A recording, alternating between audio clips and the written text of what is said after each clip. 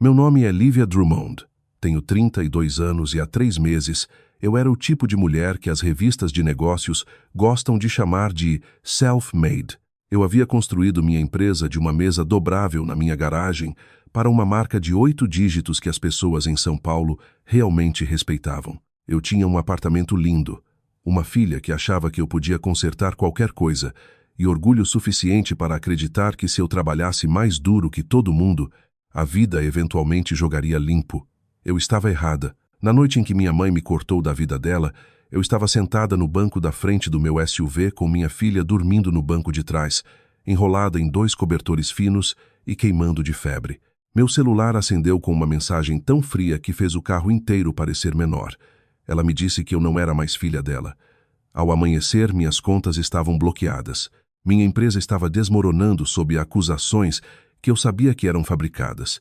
E o mesmo nome de família que antes abria portas para mim, de repente, estava sendo usado para bater todas elas com força.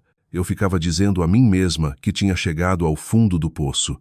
Então o hospital recusou minha filha doente porque meu cartão foi recusado. Então a chuva começou a bater no para-brisa com tanta força que eu mal conseguia ouvir meus próprios pensamentos. Então um Rolls Royce preto parou ao lado do meu carro e uma estranha saiu como se tivesse sido enviada de algum mundo que não pertencia mais a mim. Ela disse que um bilionário moribundo havia passado anos procurando pela mulher que salvou a vida dele. E de alguma forma essa mulher era eu. Eu achei que ela tinha o carro errado, a noite errada, a mulher quebrada errada. Eu não fazia ideia de que antes que as pessoas que me apagaram me vissem de novo, toda a minha família congelaria no segundo em que eu entrasse de volta no mundo delas. Antes de contar o que aconteceu, depois que aquele Rolls Royce parou ao lado da minha janela, me diga que horas são, onde você está e de onde está assistindo. Porque eu tenho a sensação de que esta história vai viajar mais longe do que eu jamais fui. Por 6 semanas, eu ficava dizendo a mim mesma que o colapso tinha que ser um mal-entendido. Minha empresa, Econinho, não desmoronou porque os clientes pararam de amar os produtos. Ela desmoronou porque alguém enfiou a mão na corrente sanguínea dela e começou a cortar uma artéria de cada vez. Primeiro, uma rede regional de varejo colocou o nosso lançamento em espera depois de receber documentos anônimos alegando que nossa linha de armazenamento de bambu vinha de fábricas não certificadas no exterior. Depois, nosso processador de pagamentos congelou quase todo o real das nossas vendas online enquanto revisava uma onda de estornos suspeitos que todos chegaram em 48 horas. Depois, nosso locador do armazém trocou as fechaduras depois que o banco ligou para nossa linha de crédito. Era coordenado demais para ser aleatório, limpo demais para ser má sorte. Eu tinha construído o econinho de uma mesa dobrável, 2 prateleiras emprestadas e a crença de que produtos comuns podiam ser feitos melhores sem mentir para as pessoas. Vendíamos sabonetes recarregáveis, utensílios de cozinha simples, roupa de cama orgânica, coisas simples mas honestas. Essa honestidade era a parte da qual eu mais me orgulhava. Foi também aprendi tarde demais a coisa que me tornava perigosa para as pessoas erradas. Uma semana antes de tudo implodir, encontrei um rastro de faturas que não fazia sentido. Um dos nossos maiores fornecedores de matéria-prima tinha um contrato paralelo com uma organização sem fins lucrativos ligada discretamente à fundação da minha família. Quando exigi respostas, as reuniões foram canceladas. As pessoas pararam de retornar ligações. Então minha irmã mais velha, Isadora, se ofereceu para ajudar. Ela disse que podia falar com as pessoas certas, acalmar os doadores, suavizar qualquer boato que estivesse se espalhando.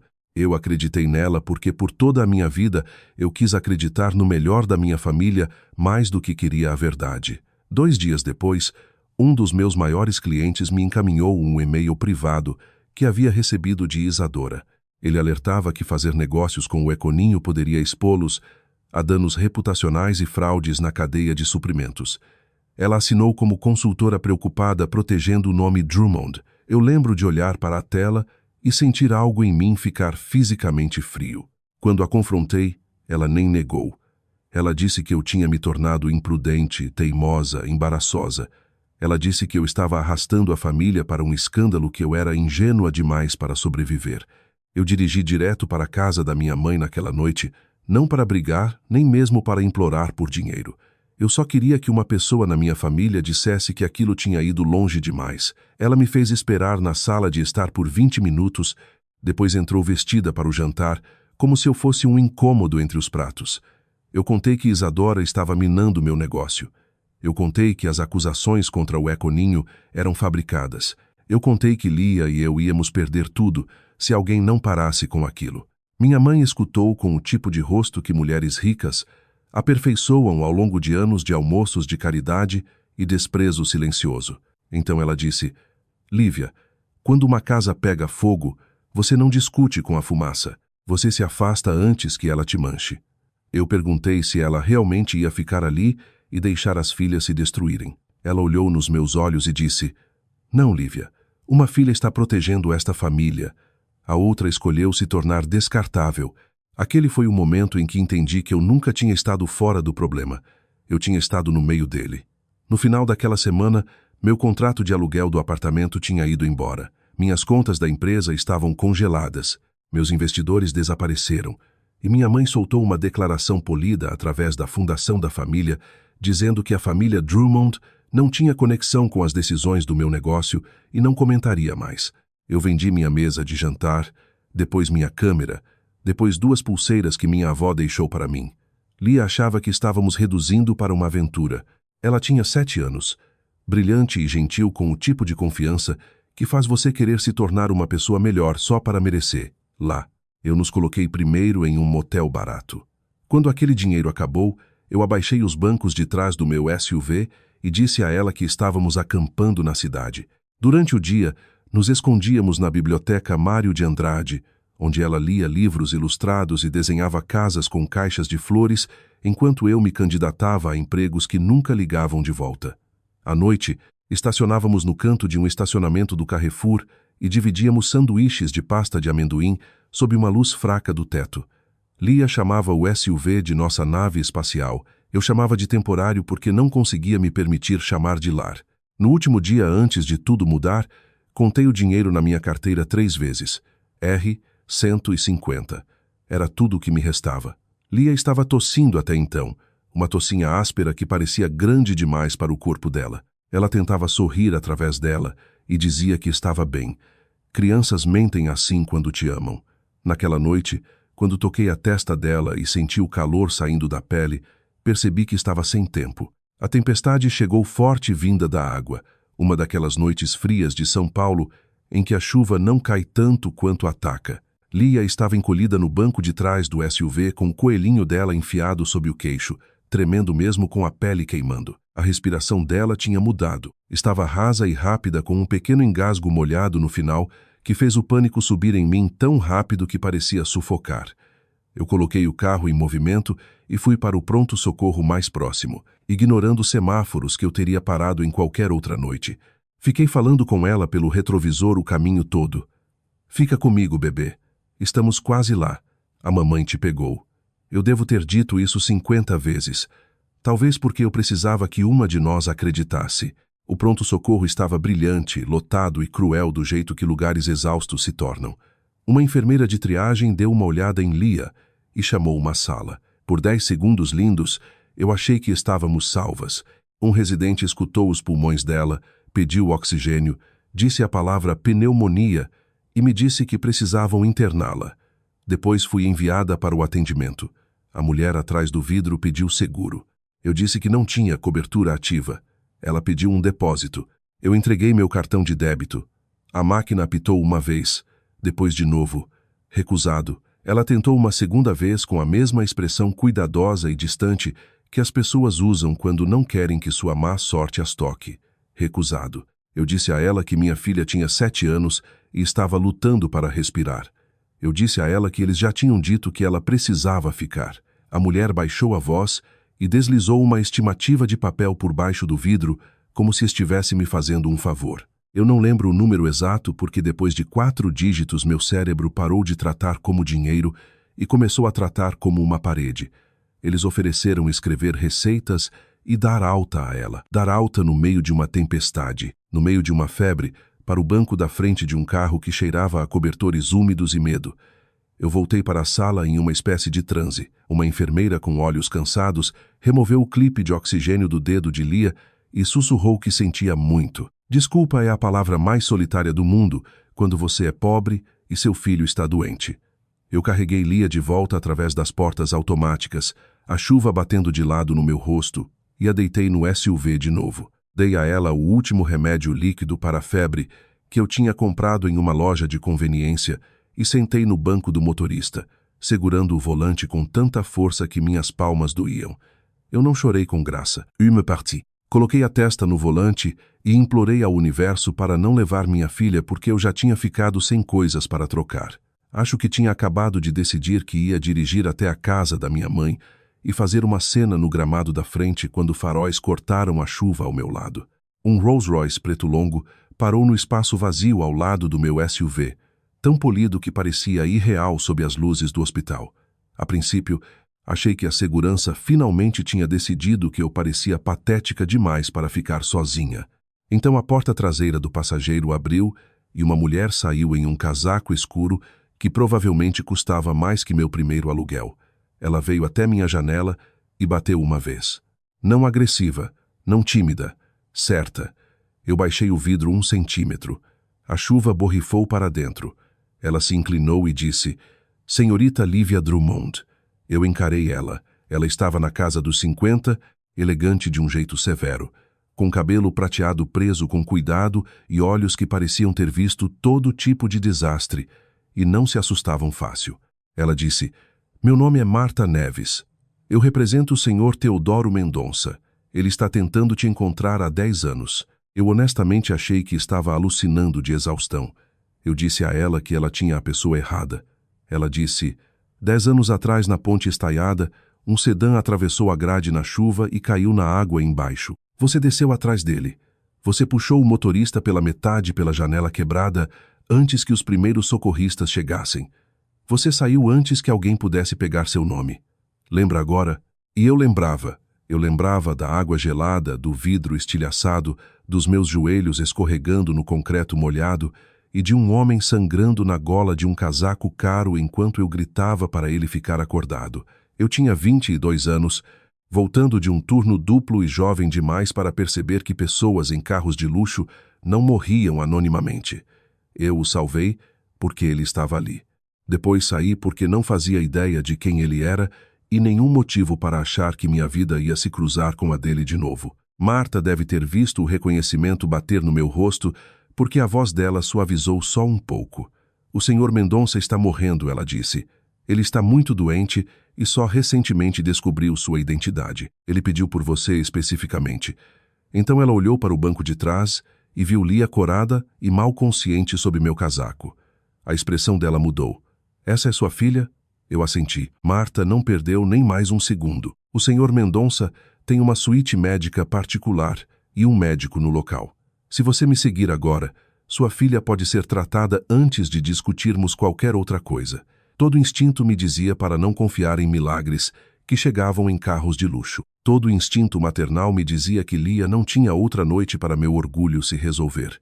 Então eu segui o Rolls-Royce pela chuva, por estradas escuras e sinuosas que eu mal reconhecia, todo o caminho até uma propriedade murada em uma crista acima da cidade. A casa não era chamativa. Era pior. Era o tipo de riqueza quieta que nunca precisa se anunciar. Pedra, vidro, cedro, luzes quentes, silêncio perfeito. Antes que eu tivesse estacionado completamente, um médico e 2 enfermeiras já estavam na minha porta traseira. Eles levantaram Lia do SUV com velocidade treinada enquanto um médico de cabelo branco se apresentou como Dr. Samuel Ribeiro e escutou o peito dela bem ali sob a entrada coberta. Pneumonia grave, ele disse. Ela precisa de oxigênio e antibióticos intravenosos imediatamente. Eles a moveram para dentro da casa e para uma ala médica particular tão eficiente que fez o hospital parecer teatro. Ninguém pediu meu cartão. Ninguém deslizou um formulário por baixo do vidro. Eles simplesmente trataram minha filha. Eu fiquei ao lado da cama de Lia com roupas molhadas e vi o número de oxigênio no monitor subir. 909295. Até que eu tive que agarrar o corrimão porque o alívio me acertou tão forte que minhas pernas pararam de parecer minhas. Marta tocou meu braço então e disse: "O Sr. Mendonça está acordado.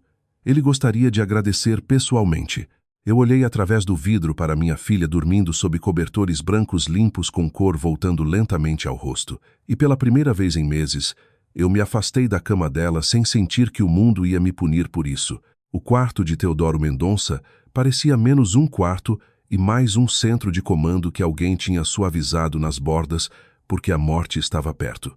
Havia monitores médicos perto da cama, mas também prateleiras de modelos de navios, mapas de rotas emoldurados, livros contábeis de couro, e uma parede gigante de janelas que olhava para as luzes da cidade preta e distante. Ele estava mais magro do que qualquer homem com uma voz como a dele deveria estar. O câncer o havia esvaziado, mas não o tinha deixado fraco nos olhos. Eles estavam alertas, pálidos e estranhamente divertidos quando ele me viu, como se tivesse passado muito tempo imaginando o fim de uma história e estivesse aliviado de descobrir que ela finalmente tinha uma. Ele me pediu para sentar. A voz dele era rouca, mas direta. "Eu lembro da água", ele disse. "Eu lembro sua mão batendo no vidro e seu rosto parecendo furioso que eu estava tornando sua noite mais difícil." Isso arrancou uma risada de mim, o que parecia quase errado depois dos meses que eu tinha tido. Ele disse que depois do acidente, ele contratou pessoas para encontrar a jovem que o salvou. Elas nunca conseguiram. "Você sumiu", ele disse. "Você fez uma coisa grande e depois desapareceu de volta para a vida comum, o que te tornou quase impossível de rastrear em um mundo cheio de gente desesperada para ser notada. Alguns meses atrás, um dos meus advogados marcou seu nome em um registro empresarial. Eu comecei a ler. Quanto mais eu lia, menos eu acreditava que seu colapso tinha sido acidental. Eu não disse muito. Eu estava cansada, desconfiada, grata, envergonhada, tudo de uma vez. Teodoro parecia entender isso e não pressionou. Ele perguntou sobre Lia primeiro, e quando eu disse que ela estava estabilizando, ele fechou os olhos em alívio visível. Depois perguntou sobre o Econinho. Eu contei a versão curta, as faturas que não batiam, a pressão da minha irmã, o silêncio da minha mãe, os estornos, os fundos congelados, a campanha de sussurros. A parte que eu não contei diretamente, embora eu suspeite que ele já soubesse, era que minha família não tinha apenas recuado quando eu precisei. Eles tinham pisado nas minhas mãos enquanto eu tentava não me afogar. Teodoro escutou sem interromper. Quando terminei, ele disse: "Existe um mito antigo de que famílias poderosas sobrevivem porque são leais. Elas sobrevivem porque sabem quando sacrificar um dos seus para manter a mesa limpa. Eu conheço esse tipo de gente." Ele olhou para as janelas então como um homem medindo em vez de distância. "Eu construí a Mendonça Logística de 3 caminhões e um depósito alugado. Agora ela move carga pelo sudeste inteiro do Brasil. As pessoas acham que impérios são construídos de visão. Eles são construídos de apetite, o meu inclusive. Eu cometi erros, Lívia, mas nunca confundi apetite com virtude." Ele pediu a Marta para trazer um arquivo. Era fino, nada dramático. Só o suficiente para ser alarmante. Ele me disse que tinha mandado pessoas investigarem discretamente o padrão em torno do Econinho depois de reconhecer meu nome. Quanto mais fundo olhavam, mais uma entidade surgia perto das bordas de contratos de fornecedores questionáveis, campanhas de pressão de doadores e faturas de consultoria de fachada. Fundação Família Drummond. Meu estômago caiu. Eu perguntei se ele tinha certeza. Ele disse as palavras com cuidado. "Do jeito que você fala quando a verdade vai doer mais se você apressar. Eu tenho certeza suficiente para te dizer para não confiar mais em coincidências." Teodoro morreu 4 dias depois, pouco antes do amanhecer. Eu tinha lido para ele na noite anterior de um dos próprios memorandos de logística dele, porque ele dizia que ouvir logística falada em voz alta o acalmava mais que qualquer oração. Lia estava respirando normalmente até então, sentada na cama, desenhando pequenos guindastes e barcos para as enfermeiras. A morte dele não deveria ter me acertado do jeito que acertou. Eu o conhecia havia menos de uma semana, mas o luto nem sempre mede o tempo. Às vezes mede o reconhecimento. Ele foi a primeira pessoa poderosa em meses que olhou para mim e não viu um conto de advertência ou um embaraço ou uma mulher a um trimestre ruim de ser descartável. Ele me viu claramente e depois sumiu. 2 dias depois do funeral, Marta me levou com Lia para a cidade para a leitura do testamento. Os escritórios de advocacia ficavam altos acima do rio Pinheiros em uma torre de aço e vidro. A sala de conferência era severa e quieta. O advogado de Teodoro, Haroldo Vieira, era o tipo de homem que provavelmente construía vidas inteiras em incrementos de 6 minutos. Ele não desperdiçava palavras. Depois de vários legados menores para funcionários, caridades e ex-colegas, ele cruzou as mãos e olhou diretamente para mim. Para Lívia Drummond, ele disse: a mulher que uma vez puxou Teodoro Mendonça da água gelada e que, nas palavras dele, ainda lembra a diferença entre ser testada e ser comprada. Teodoro deixa a participação controladora de 68% na Mendonça Logística, a propriedade Mendonça, a maior parte do portfólio líquido privado dele e a autoridade total sobre as diretrizes de reestruturação filantrópica dele. Por um segundo, achei que tinha entendido errado o português como língua. Eu lembro de me virar para Marta porque ela era a única pessoa na sala cujo rosto era remotamente humano. Ela me deu um pequeno aceno. Haroldo então me entregou um segundo pacote lacrado que Teodoro tinha deixado com instruções explícitas. Eu abri no carro no caminho de volta para a propriedade porque minhas mãos não paravam de tremer até eu fazer isso. Dentro havia uma carta e um arquivo investigativo encadernado. A carta de Teodoro era curta, o que a tornava pior. Ele disse que não estava me deixando uma recompensa.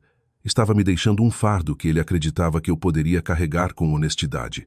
Ele escreveu que o arquivo continha evidências de que Helena Drummond e Isadora Drummond tinham usado a fundação da família por anos como canal de lavagem para despesas pessoais, honorários de consultoria fraudulentos, transferências ilegais e táticas de pressão contra negócios que não cooperassem com elas.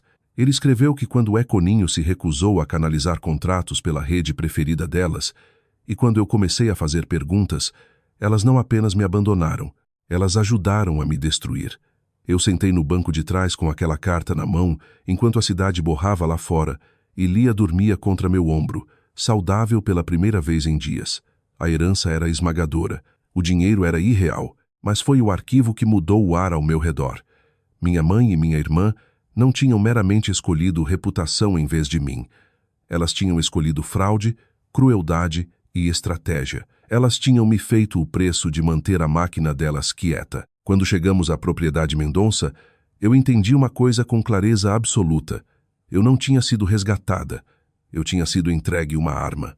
E Teodoro Mendonça, mesmo na morte, tinha confiado em mim para decidir se justiça e misericórdia ainda podiam existir na mesma sala. 2 semanas e meia depois, o baile de caridade mais autoconvocado de São Paulo tomou o salão do Hotel Fasano. Todo copo de cristal e compaixão praticada. A Fundação Família Drummond tinha patrocinado aquele evento por anos. Minha mãe amava aquela sala porque todo mundo ali entendia o custo de fingir ser decente. Eu quase não fui. Depois percebi que não ir ainda seria uma forma de medo. E eu tinha terminado de deixar minha vida ser organizada pelo conforto dos outros. Então, eu fui. Estilistas do Grupo Mendonça encontraram para mim um vestido preto que caía como certeza. Lia usava um vestido azul escuro com florzinhas prateadas na bainha e sapatos de verniz que ela não parava de admirar. Marta veio conosco só até a entrada. Depois apertou minha mão uma vez e disse: "O que quer que aconteça aí dentro, lembre quem teve que rastejar e quem teve que esperar pelo elevador." Isso me fez sorrir quando eu mais precisava. O salão ficou quieto daquele jeito sutil que salas caras fazem, onde o silêncio é feito principalmente de pessoas fingindo que não estão olhando.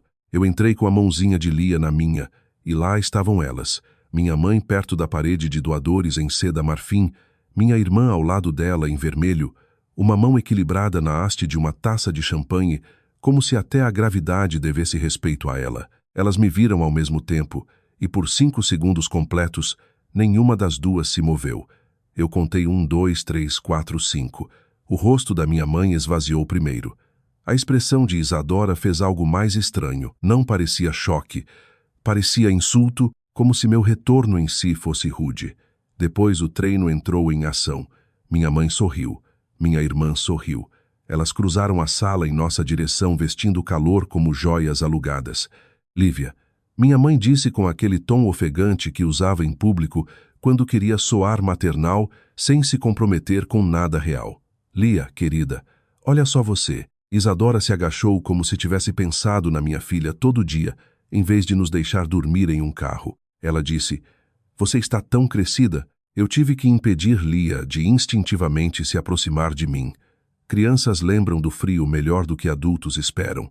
Minha mãe pegou meu cotovelo gentilmente, como se fôssemos duas mulheres se reunindo depois de um mal-entendido inofensivo. Lívia, nós deveríamos conversar em particular. Houve claramente uma série terrível de mal-entendidos. Mal-entendidos? Eu repeti, porque algumas palavras merecem o desrespeito de serem ditas de volta. Isadora se inclinou e baixou a voz. Nós sabemos sobre Teodoro Mendonça. Todo mundo sabe agora. É tudo muito repentino. E mãe e eu só queremos ter certeza de que você está protegida do tipo de gente que vai te usar. Eu quase admirei como ela rapidamente se reposicionou de executora para conselheira. Minha mãe acrescentou que família deve lidar com assuntos de família em silêncio e com dignidade. Ela disse que Lia não deveria ser arrastada pela instabilidade. Ela disse que se eu precisasse de ajuda para gerenciar minhas novas responsabilidades, poderíamos reconstruir confiança e fazer arranjos sensatos. Arranjos sensatos. Essa foi a frase. O que ela queria dizer era, assine alguma coisa, compartilhe alguma coisa, entregue o suficiente para que possamos nos sentir seguras de novo. Eu olhei ao redor do salão. Metade da classe social da cidade fingia não escutar. Uma conselheira local tinha ficado muito imóvel perto da exibição de leilão. Dois homens de uma firma de investimentos nos observavam abertamente por cima das bebidas. Todos sabiam que algo estava errado. Só não sabiam a forma ainda. Minha mãe estendeu a mão para Lia, talvez pensando que o caminho mais seguro de volta para minha vida era através da única parte macia ainda visível. Lia puxou a mão antes que eu tivesse que dizer uma palavra. Eu vou lembrar disso para sempre. O calor falso no rosto da minha mãe vacilou. Isadora se recuperou primeiro e sorriu mais forte. Lívia, ela disse através dos dentes, estamos oferecendo graça. Eu disse, não, vocês estão oferecendo acesso. Há uma diferença. Ela endireitou. A voz da minha mãe esfriou meio grau. Tenha cuidado, Lívia. Dinheiro novo desaparece mais rápido que problemas antigos. Eu deveria ter ido embora então, mas os meses no SUV, o hospital, o jeito como Lia tossia sob 2 cobertores úmidos, tudo subiu em mim de uma vez. Então eu disse a única coisa que eu sabia que cortaria através de todo ouvinte naquela sala. Interessante, eu disse que nenhuma de vocês lembrou que éramos família quando minha filha tinha pneumonia no banco de trás de um carro. O silêncio que se seguiu não foi sutil, foi físico. O rosto da minha mãe ficou rígido. Isadora realmente olhou ao redor para ver quem tinha ouvido. A resposta foi quase todo mundo. Um doador perto do palco olhou para o copo como se tivesse ficado de repente fascinante. Alguém no bar do fundo sussurrou. Meu Deus! Aquele foi o momento em que o poder mudou. Não completamente. Ainda não, mas o suficiente para elas sentirem. Minha mãe se reagrupou e me disse que aquela conversa não tinha acabado. Isadora sibilou que eu estava cometendo um erro. Eu me abaixei até a altura de Lia e perguntei se ela queria sobremesa da mesa de doces. Ela assentiu imediatamente. Depois olhei de volta para minha família e disse, esta conversa terminou quando vocês escolheram uma declaração em vez da própria neta. Aproveitem o baile. Lia e eu saímos, deixando elas paradas no centro da sala com os sorrisos finalmente quebrados.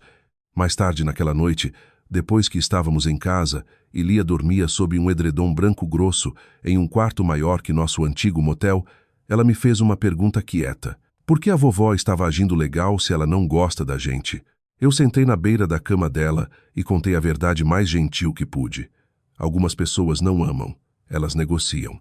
Lia pensou nisso por um segundo e disse, eu não quero ser assim. Eu beijei a testa dela e disse que essa era a melhor promessa que qualquer uma de nós podia fazer. Elas se moveram mais rápido depois do baile porque humilhação é gasolina para pessoas como minha mãe e minha irmã. Em 48 horas, um artigozinho brilhante apareceu online, insinuando que eu tinha manipulado um homem moribundo nos dias finais dele.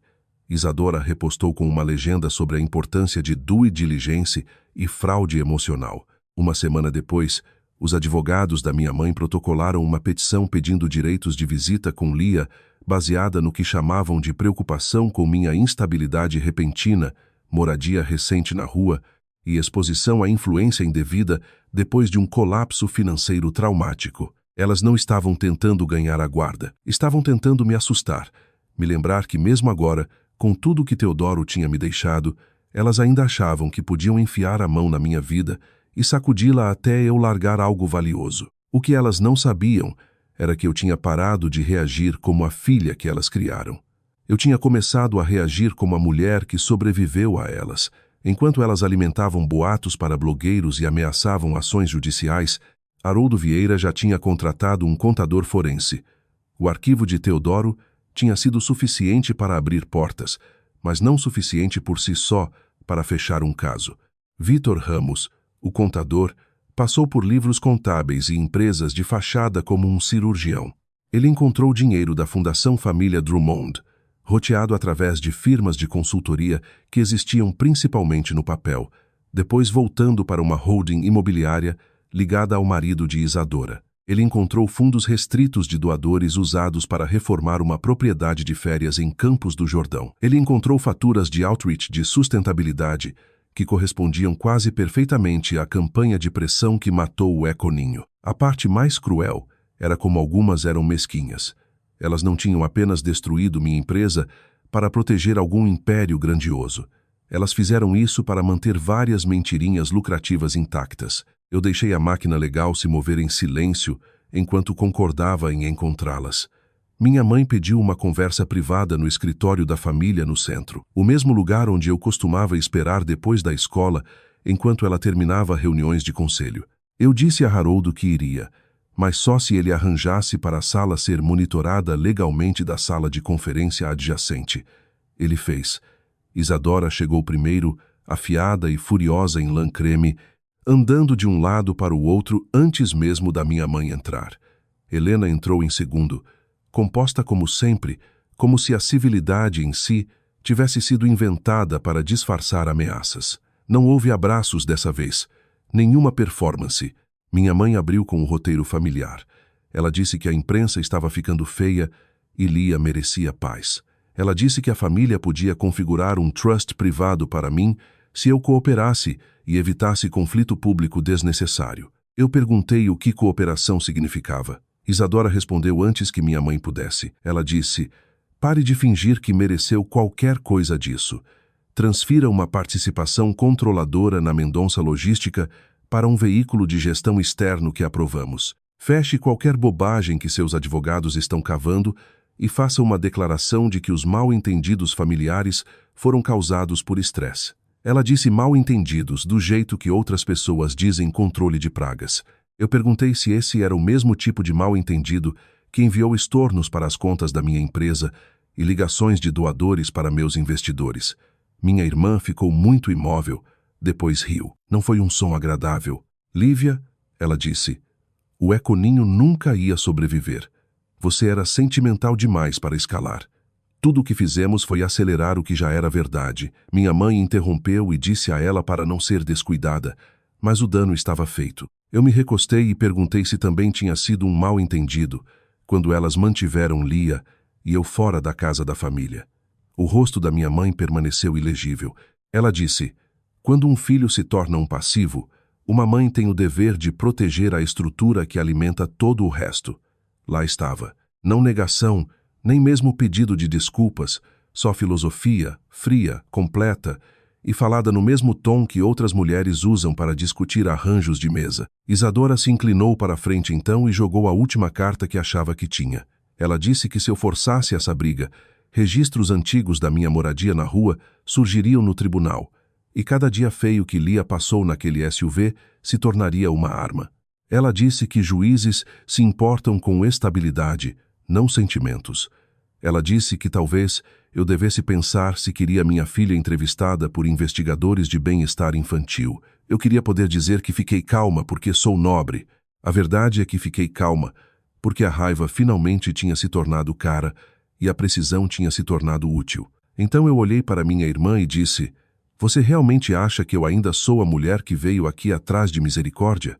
Ela não respondeu. Não precisava. Os olhos dela responderam.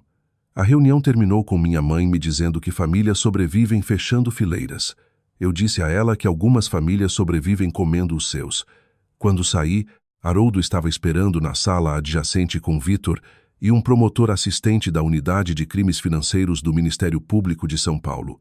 Cada palavra tinha sido capturada, cada ameaça, cada admissão. A petição de visita foi retirada 3 dias depois, provavelmente porque os advogados delas de repente entenderam que tinham incêndios maiores para se preocupar. Depois a primeira intimação chegou, depois a segunda, depois uma investigação criminal solicitou registros. O Conselho da Fundação Drummond realizou uma reunião de emergência e 2 membros renunciaram antes do pôr do sol. Isadora me ligou 17 vezes em um dia e deixou 3 mensagens de voz que foram de furiosas para assustadas para visiosas de novo. Minha mãe nunca ligou. Ela enviou uma mensagem que simplesmente dizia: "Você está confundindo vingança com justiça." Eu encarei por um longo tempo, antes de responder: "Não, eu aprendi a diferença com você." Na sexta-feira seguinte, agentes chegaram ao escritório da Fundação logo depois das 9 da manhã.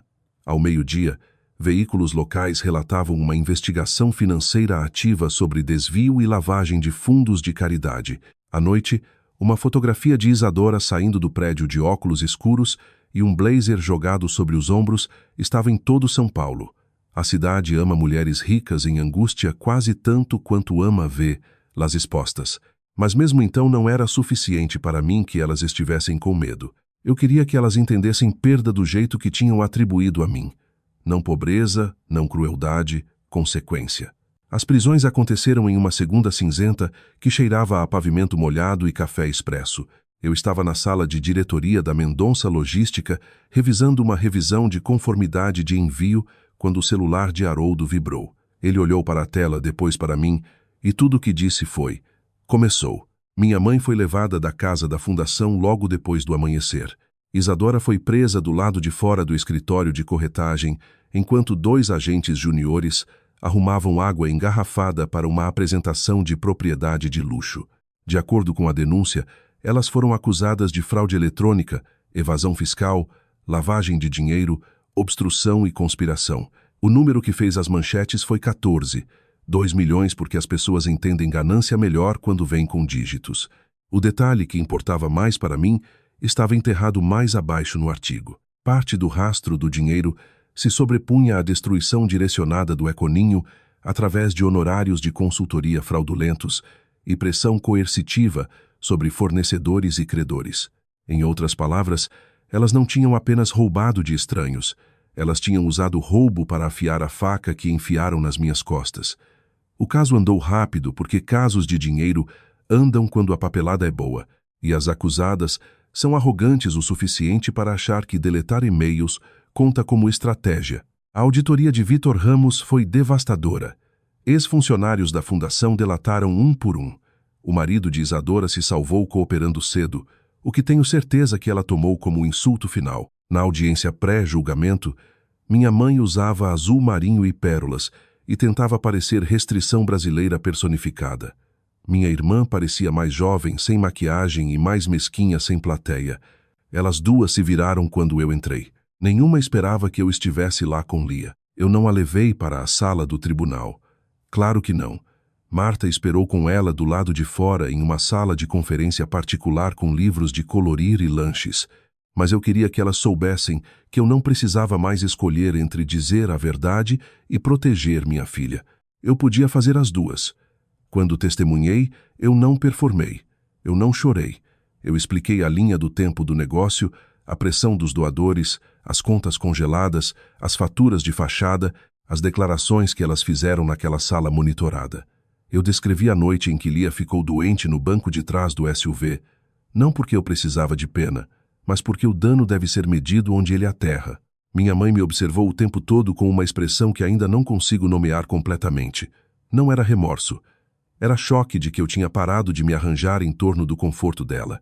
Isadora parecia furiosa até a promotoria tocar a gravação.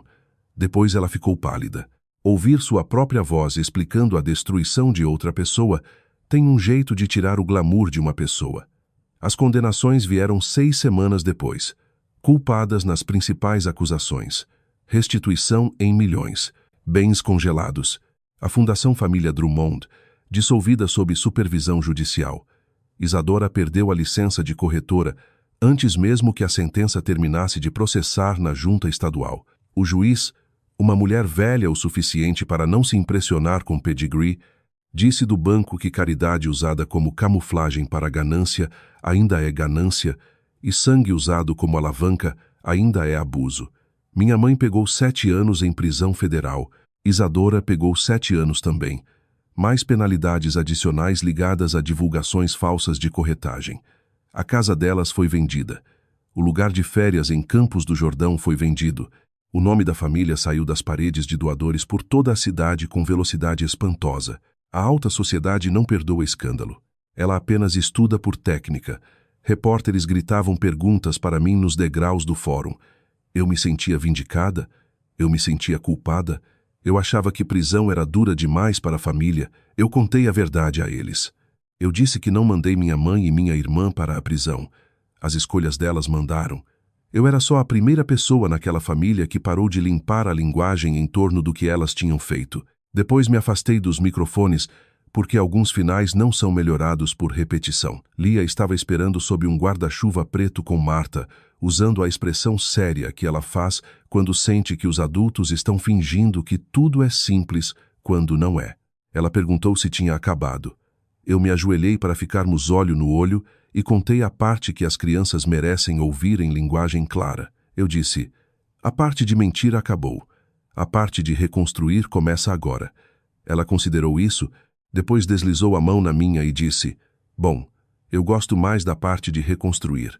Eu também. Nos meses que se seguiram, eu não me tornei uma santa, e não me tornei o tipo de bilionária que as revistas gostam de fotografar ao lado de escadas de vidro e palavras como resiliência.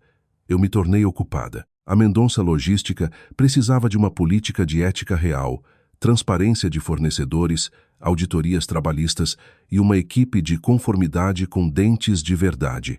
Eu financiei um programa de emergência pediátrica em São Paulo para famílias recusadas ou presas entre tratamento e dinheiro, porque nenhum pai deveria nunca ter que ouvir a palavra depósito enquanto segura uma criança febril. Eu também reiniciei quietamente uma versão menor do que o Econinho tinha sido um dia, não como marca de vaidade, mas como linha dentro da divisão de logística de consumo do Grupo Lombardi, construída em torno de sourcing honesto e contratos abertos. Lia ganhou seu quarto roxo exatamente como os que ela costumava desenhar em papel de biblioteca e colar no teto do nosso SUV. Algumas noites ela ainda me pergunta se eu lembro da nave espacial. Eu digo que sim, porque esquecer seria outro tipo de traição. A coisa mais estranha sobre vingança é que as pessoas acham que é todo fogo. Às vezes a parte mais satisfatória é o quieto depois da busca na escola, a corrida ao mercado, o som do seu filho dormindo em um quarto quente, enquanto as pessoas que te ensinaram medo não controlam mais a temperatura da sua vida. Se há uma lição no que aconteceu comigo, não é que dinheiro salva as pessoas. Não salva. Dinheiro muda o cenário. Verdade muda a estrutura. Outra lição é que família não é definida por quem compartilha seu sobrenome. É definida por quem ainda aparece quando amar você se torna inconveniente. E talvez a lição mais importante de todas seja esta. Silêncio pode parecer nobre quando você está tentando manter a paz. Mas quando o silêncio protege crueldade, ele para de ser bondade e se torna permissão.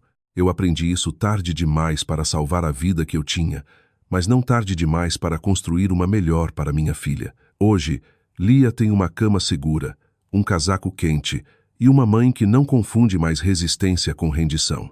Essa é a única herança que eu realmente me importo em passar.